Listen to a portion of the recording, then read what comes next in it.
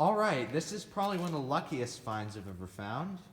It's a Hoover Model 25 from made from around 1936 to 1938.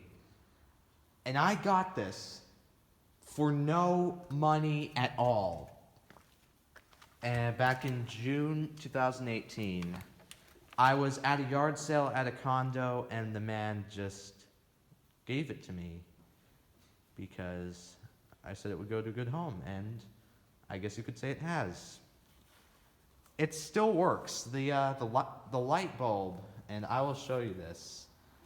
I didn't put down a lot of dirt because this doesn't use disposable bags. So let's turn it on.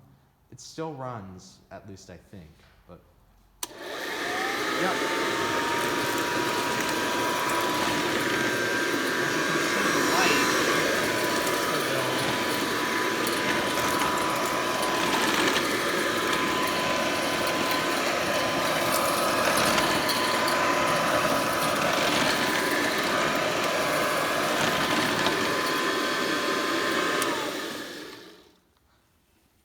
So, almost 90 years old, and it's still got suction. That belt is still turning. I'm not sure when the brush roll was last replaced, but I can hear that brush roll turning, and it's quiet.